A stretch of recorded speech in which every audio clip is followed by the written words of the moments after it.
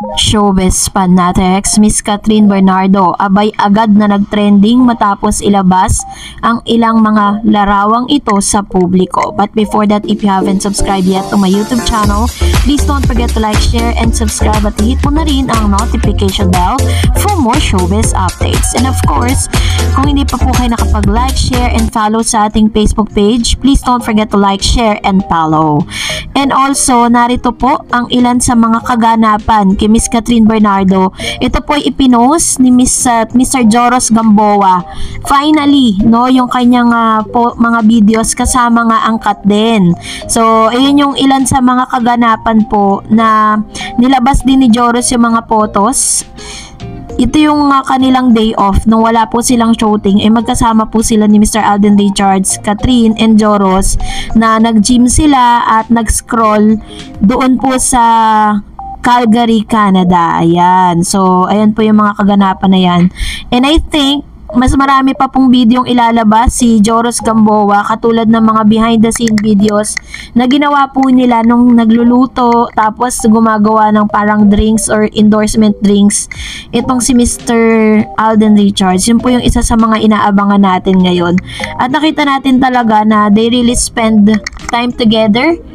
So, isa nga sa mga sinabi ni Joros dito talagang napagod daw di umano siya, no? Ito naman po yung videos kung saan talagang kung ganito pala maghalutan ng cut din, panoorin natin. Ate Chad! Mabuhay! Ate Chad! Ate Chad! Long time no see! Ano ba naman? So, makikita po natin sa mga evidence at mga videos and photos na inilalabas ni Joros na isa sa mga closest friend ni Mr. Alden Richards and Miss Catherine Bernardo dito sa pelikulang Hello, Love Again, at nakasama rin nila sa Hello, Love, Goodbye. Pero alam niyo po ba na mas pinag-uusapan ngayon? Ito pong kung kahapon po talagang nag-trending yung mga videos, yung parang shadow na mga photos na ipinost nga ng BFF nitong si Miss Catherine Bernardo at ganon din naman ni Mami Min.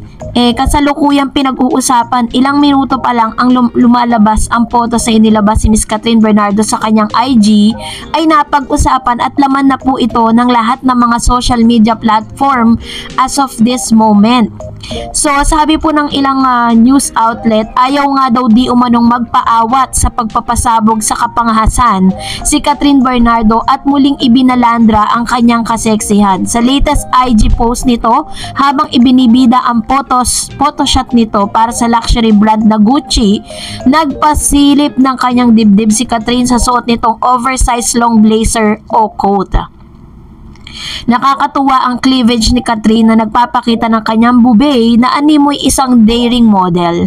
Sa unang larawan pa lang, nakasungaw ang mayamang bubelya ni Catherine sa pagkatagilid nito sa pictorial. Sa huling larawan, kung saan nakatayo ito, tuluyan ng naghello ang alaga ng aktres na nakaluluwa ang laman ng kanyang dibdib. So dahil dito, ay talaga namang umani po ito ng iba't ibang reaksyon mula sa mga netizen pagkatapos niyang i-post yan, ano? Hindi na nga daw bago ang pagiging mapangahas ni Catherine sa kanyang mga photoshoot para sa magazine o brand. Pero sa tuwing maglalabas siya ng private part niya, kahit pasilip lang ito ay nawiwindang sa gulat ang kanyang mga tagahanga.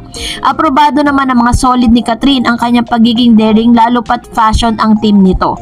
Suportado at pinuri pa nga ng mga kaibigan nitong si Joshua Garcia ang kanyang kaseksihan, kung saan isang fire icon ang naging reaction comment nito sa post. Isang emoji naman na may red heart ang komento ni Emilienne Biguer. Hindi nga lang makapag-komento ang iba dahil nananatiling naka-limited mode ang comment section ni Catherine sa kanyang IG. So, ganito nga katindi yung mga naging reaksyon ng ilang mga netizen matapos nga ilabas si Miss Catherine Bernardo lahat ng ito. Pero syempre, aside from dun sa mga magagandang komento, meron din po mga hindi magagandang comments, which is bagay na inaasahan nating lahat. Kasi katulad po ng ilang impression nga kay Miss Catherine, si Miss Catherine daw is wholesome, pero ngayon bakit naglalabas na naman ng kanyang dibdib? So parang ang mga bashers kasi, ang tinitingnan nila dito is parang naging wild na daw ang isang Catherine. na bagay na talaga namang pinagtanggol ng ilang mga supporters si Miss Catherine Bernardo ang kanyang ginawa. So isipin na lang natin, si Catherine po kasi hindi naman po siya pwedeng habang buhay na puro pasweet lang. Kailangan ng isang artista po is nagle-level up yan, kasi kahit na po superstar na siya sa paningin ng lahat, no, kailangan pa rin po talaga nag-i-explore siya. And of course, syempre yan po ay fashion icon kasi siya ng isang mamahaling brand, at alam natin na kailangan niya makipagsabayan sa ilang mga model po na kinuha din ng international brand na Gucci. So napakamahal po ng mga luxury items na yan. Kaya naman na talagang may maraming humanga, pero syempre hindi rin may iwasan na marami pa rin talaga ang patuloy na nambabash kay Miss Catherine. So, and for that, narito naman ang ilan sa mga komento po ninyo patungkol naman sa ating latest updates. Magbabasa tayo ng inyong mga reaksyon patungkol sa ating pong update. Sabi ni Ma'am si Amelita Nodalo, Miss Dar, pati Taiwanese at Vietnamese ay nag-post na rin ng mga pics ni Kat. Ganun talaga ka well-known si Miss Kat. Nakita ko sa post ni Kasombrerong Dennis. Ayun. So, alam niyo po, hindi na tayo magtataka dyan kasi minsan, meron din ako napanood na isang vlogger sa ibang bansa. And then, pinakita niya yung ilan sa mga photos sa mga Filipina actress. And most na mga foreigners ay talagang pinipili si Catherine. Sabi nila, Catherine is the most beautiful. Ganon yung mga reaction nila. So anyway, sabi ni Ma'am si Bridgie Pamposa, oo nga Ma'am Dars, parang yan ang ginawa ng manager ni Daniel. Parang competition ang ginagawa nila kasi nakikita nila na Kat din ang sobrang sikat at lahat ng social media platform ay sikat. Oo Ma'am Dars, yan ang nakikita ko. Competition. Anyway, thanks again for your legit update. God bless you both, Kat din. Mwah. Ayan. Alam niyo po kasi, hindi naman talaga may iwasan niya na magkakaroon talaga ng competition. Biruin ninyo ha, binigyan ng movie yung kanyang ex-boyfriend, tapos tinaon po na September, tapos November naman lalabas yung movie naman ni Miss Catherine. Ngayon, pagkatapos lumabas nun, syempre, magkakaroon ng comparison yan kung sino yung mas mataas na kinita sa kanilang mga movie. And sabi pa ni Ma'am Shibergie, thanks Ma'am Dars for your updates. I heard you read my comments. Thanks Ma'am Dars. God bless you always and keep up the good work for Kat Den updates. Wow, congrats. And Josh Lia movie nila Ma'am Dars. Blockbuster ba ang movie nila? Anyway, God bless you both.